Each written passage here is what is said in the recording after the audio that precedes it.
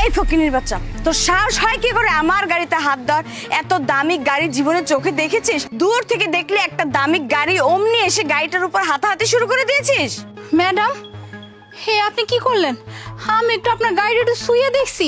আপনার গাড়িটা মেলা সুন্দর, আমার ভাল লাগছে, চকচক একটা রং, এর লেগে ধরে দেখছি। আর আপনি এর লেগে আমার ধাক্কা মারবেন? দেখ, মুখ সামলে কথা বলবি। তোদের মতো ফকিন্নিকে না আমার খুব ভালো করে চেনা আছে।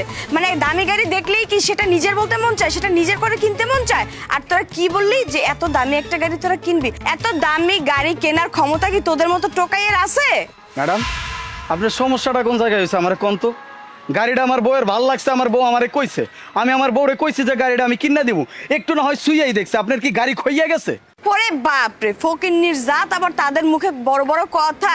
এই তোদের কি ক্ষমতা আছে এই গাড়ির কেনার? হ্যাঁ, তোদের তো ক্ষমতা নাই, দেখেই তো বোঝা যাচ্ছে যে তোরা একটা টোকাই, রাস্তায় থাকিস, রাস্তায় খাস, আবার স্বপ্ন দেখিস লাখ টাকার। ওই যে মানুষ কথাই বলে না, ছেঁড়া খাতায় শুয়ে লাখ টাকার স্বপ্ন দেখিস। আমি তো দেখতেছি তোরা জেগে থেকেও স্বপ্ন দেখতেছিস যে এত দামি একটা গাড়ি তুই তোর বউকে কিনে গিফট করবি। বাপ রে বাপ, আমি তো তোদের সাহস দেখে অবাক হয়ে যাচ্ছি। ম্যাডাম, আপনি কি ভাবছেন? হ্যাঁ, আমরা ফকির, রাস্তাঘাটে টোকাই, টাকা পয়সা বলতে কিচ্ছু নাই। ম্যাডাম, এই ভুল করেন না।